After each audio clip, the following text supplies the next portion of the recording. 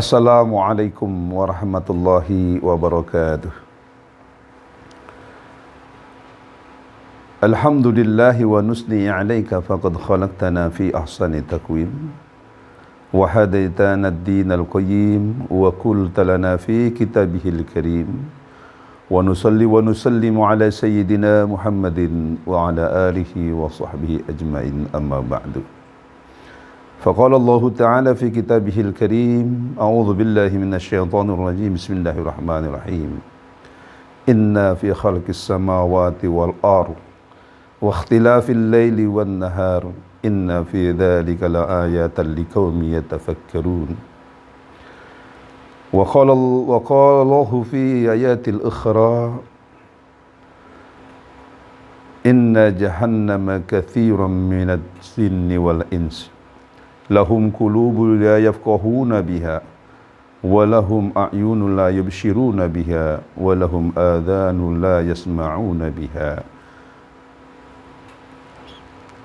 Sadaqallah wa sadaqa Rasulullah sallallahu alaihi wasallam. Kaum muslimin wal muslimat yang berbahagia, 50.000 tahun sebelum Allah menciptakan kita sebagai khalifah di muka bumi ini, Allah telah menciptakan lebih dulu alam ini. Maka kemudian berproses dengan sekian lamanya itu, jadilah kita sebagai penghuni-penghuni di bumi ini yang disebut dengan khalifah.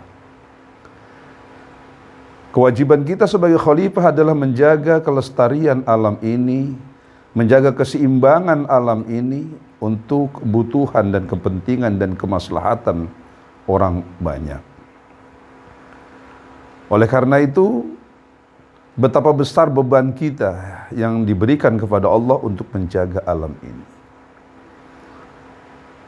Maka kemudian apabila ada sesuatu hal yang terjadi di muka bumi ini, maka itu ada hakikatnya ulah dari kita, perbuatan kita. Itu zuharul fasad fil bahri wal bahri bima kasabat aydin nas.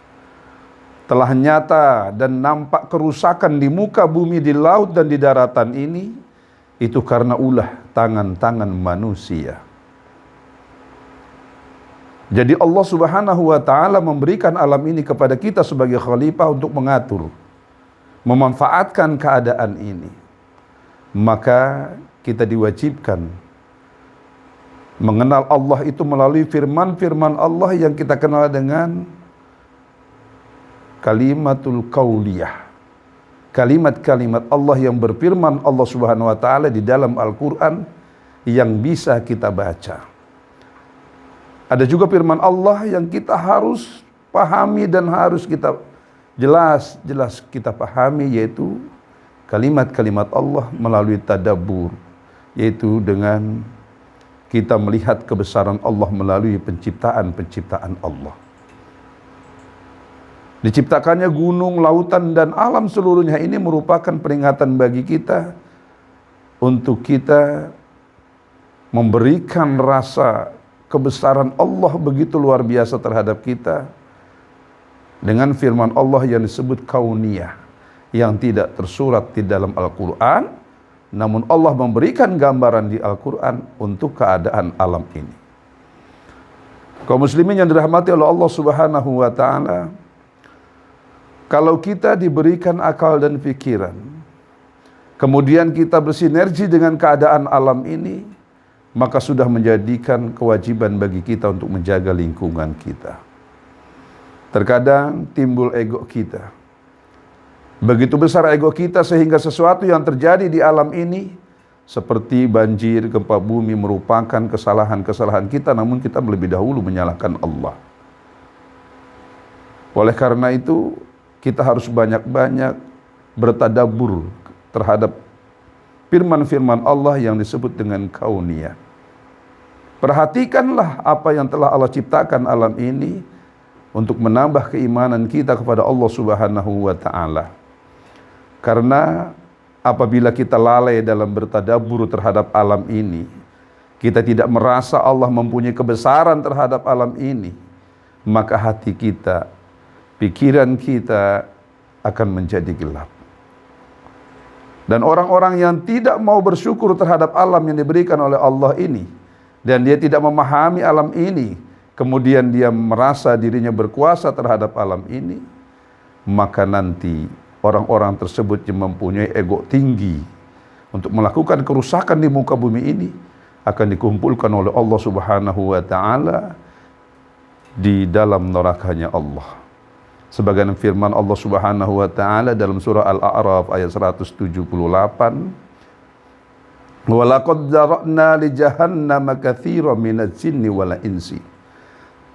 Telah nyata nanti akan dikumpulkan di neraka jahanam itu jin dan manusia.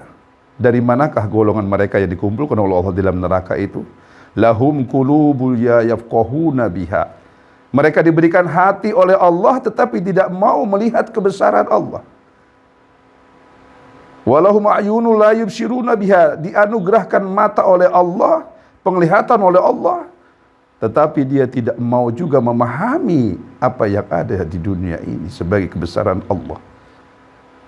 Walahum uzunun la yasma'una biha. Dia juga diberikan oleh Allah nikmat telinga, namun telinganya tidak pernah digunakan untuk mendengar kalimat-kalimat Allah, firman-firman Allah, kalimat-kalimat yang baik, kalimat-kalimat yang bermanfaat.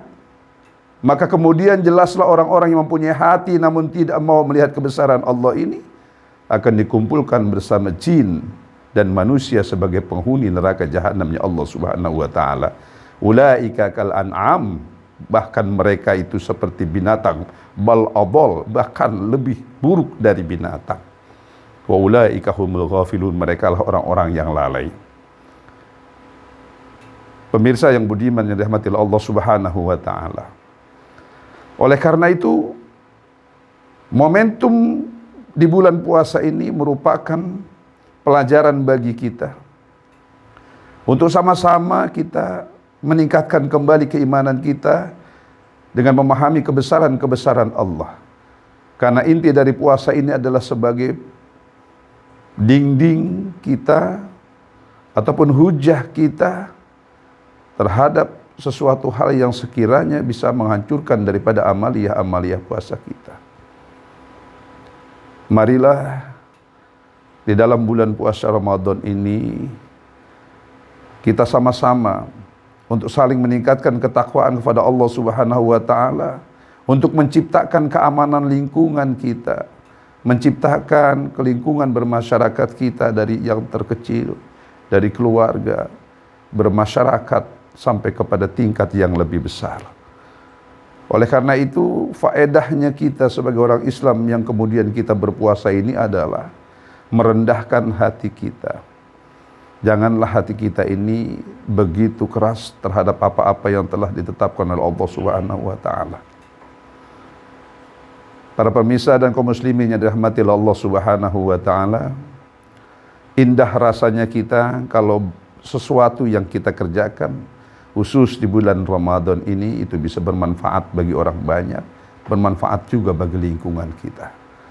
Karena kita ingin merasakan betapa besarnya bulan suci Ramadan ini, dan kita juga menginginkan betapa besarnya keindahan di dalam ketentraman kita beribadah. Maka Rasulullah SAW pun berdoa di dalam menjelang bulan suci Ramadan ini dengan Allahumma ahillahu bil yumni wal iman. Ya Allah, ya Tuhan kami, hadirkanlah, datangkanlah bulan suci Ramadan kepada kami itu dengan keadaan tenang. Tenang diri kita, tenang lingkungan kita, sehingga kita akan mencapai ibadah bulan suci Ramadan ini menjadi orang-orang yang terpanggil dan kalimat muttaqun, orang-orang yang bertakwa. Mudah-mudahan Allah berikan kita kekuatan untuk bisa menjaga puasa kita ini untuk mendapatkan ridha Allah Subhanahu wa taala. Sekian, terima kasih. Kurang lebihnya mohon maaf. Billahi taufiq wal hidayah. Wassalamualaikum warahmatullahi wabarakatuh.